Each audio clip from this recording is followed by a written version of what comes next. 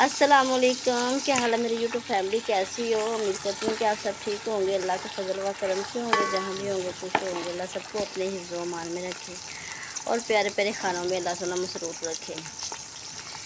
तो इसी छोटी सी दुआ के साथ आज का व्लॉग शुरू करने जा। तो मैं बनाने जा रही थी सिरी, पाए नहीं मैं बनाई सिरी खाली। तो सिरी के लिए मैंने मसाला भूनना, पहले प्याज ब्राउन किया है, फिर मैंने अदरक लहसुन, अब मैंने पा दिया टमाटर डाल के अब इसको अच्छे से भून लगाने हैं। फिर डाल दें हम जो मैंने उबाल लिया था सिरी को, उबाल के अच्छे तरीके से मैं रख लिया। फिर उनको बिच भूनने हैं, ठीक है। भून के फिर इनको दसने सारा कुछ साथ साथ कैसे की करन लगे। तो लाइट भी साड़ी बड़ी कम है, डिम शिम लाइट है। इधर मैंने बना उबाल के रख लिया सिरी, तो इधर मैं मसाला भून रही हूँ। ये देख लो मैंने सिरी उबाली है, मैंने झटपट हो जाए क्योंकि निराई बड़ा है। साढ़े लाइट गई है, डिम लाइट बाली है, मैं दूसरी लाइट बाली दी है मोबाइलों की। थोड़ा सा हम पानी पा के भुनने हैं क्योंकि पानी ना जल्दी जरा मसाला खुर जाता है, और मड़ा बन जाता है खुर जाए। तो अभी इसमें डालेंगे ये वाला मसाला, असी और कोई मसाला नहीं डालना, नमक मिर्च कोई चीज़ नहीं डालनी, हमें ये डालना और दही डालना है। टमाटर अदरक पा के सारा कुछ अभी हमने भुन लिया अच्छे तरीके ना। और यह मसाले के मसाला सारा मसाला डालना है। ये मसाला डाला हमने इस पे, ठीक है। ये डाल के फिर बाद में हम डालेंगे दही। ये मसाला सुन लगे हुए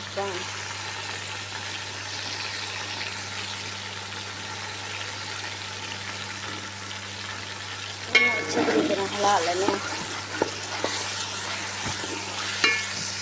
80 हम दही पा लेने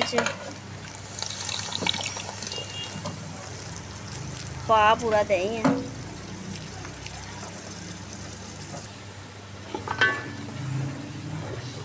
कितना प्यारा मसाला बन गया, खुशबू भी कितनी प्यारी आ रही है माशाल्लाह, कितना प्यारा बना मसाला।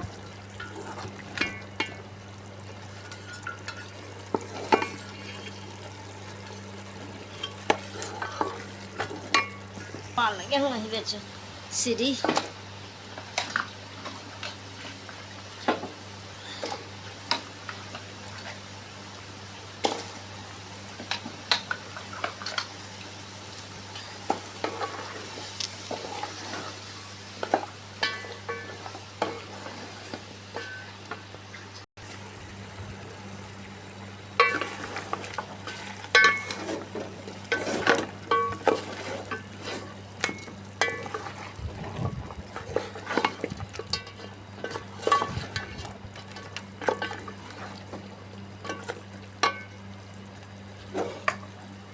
ਜਿਹੜਾ ਇਹਦਾ ਪਾਣੀ ਉਬਲਿਆ ਹੋਇਆ ਸੀ ਉਹ ਅਸੀਂ ਪਾ ਦਿੰਦੇ ਆ ਵਿੱਚ।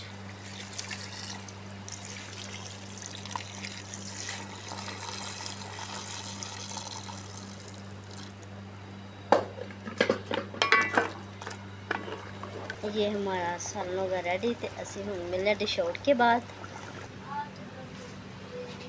ये हमारा सालन होगा रेडी।